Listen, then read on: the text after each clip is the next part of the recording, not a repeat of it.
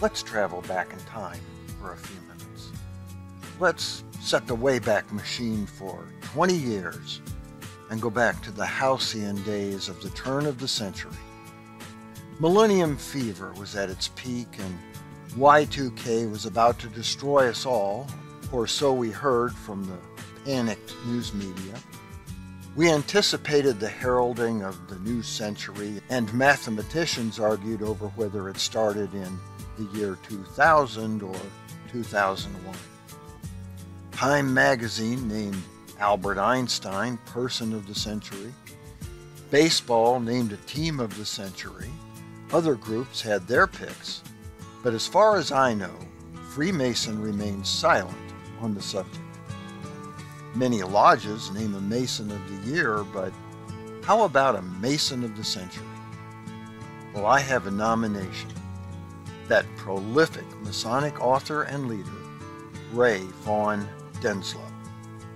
When Denslow died unexpectedly in 1960, waves of shock reverberated through the Masonic world. While no single individual could ever be the glue that holds Freemasonry together, Ray Denslow was certainly a catalyst for that process. Denslow discovered Freemasonry through his father and grandfather, who were both members and masters of their lodges. He was fascinated with the craft to the point that he was initiated at midnight on his 21st birthday. From there, he went from being the youngest Freemason in the world to likely being the most well-known, holding a myriad of offices along the way.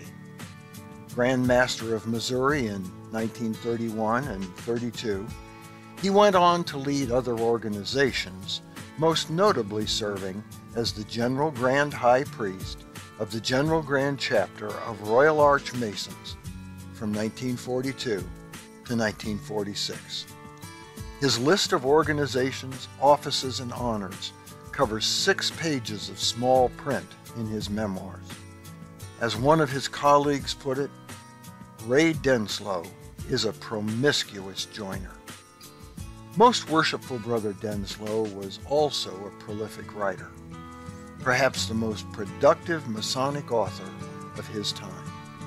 With no computers in his day, he was glued to his manual Underwood typewriter. Denslow's compulsion for writing left the fraternity with 22 books, 75 pamphlets, and dozens of magazine articles. Beyond that, for 28 years, from 1932 until his death, he compiled an annual book-length report on the state of Freemasonry in the world. Masonic leaders worldwide anticipated its release each year. This communiqué, The Masonic World, became critically important in the years leading up to World War II as the only source of information on the state of the craft in countries where ruthless dictators were shutting down Freemasonry. After the war, it provided valuable information about the efforts to reconstruct what nearly had been lost. Denslow didn't just write about the situation. He personally visited those countries to observe conditions firsthand. Those efforts gained him a worldwide fame which hardly another of our brothers has known to this day. His passing created a void in which many ways has yet to be filled. The Masonic World publication died with Ray Denslow.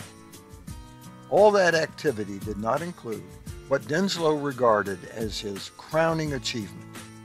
In 1943, he founded the Royal Arch Mason magazine, a periodical which became the largest Masonic publication in the world, and which today almost every York Rite Mason reads.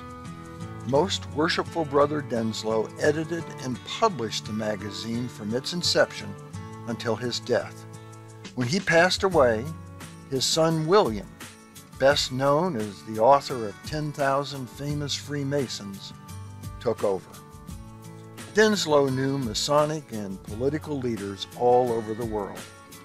He dined with kings, prime ministers, and presidents. Harry Truman considered him one of his best friends.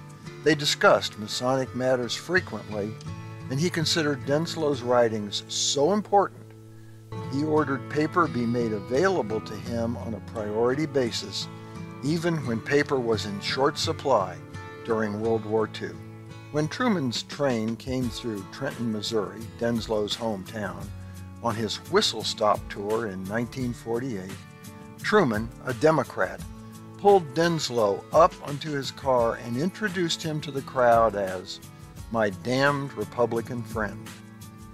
When Denslow was not off traveling the world on behalf of Freemasonry or working on another book or article, he was in front of his typewriter recording his Masonic activities on a daily basis. There was no aspect of Freemasonry Denslow considered unimportant. In those memoirs, he chronicled mundane Masonic meetings as if they were ceremonies for kings. And those ceremonies for kings, he was part of them as well. The man was nothing less than a Masonic icon. His writings made him famous. His efforts on behalf of Freemasonry earned him respect. In 1933, he wrote an allegorical piece which, in poetic terms, described the workings, symbolism, beauty, and principles of the craft. It was entitled, "I Am Freemasonry." That he was. For the Whence Came You podcast, this is Steve Harrison with the Masonic Minute.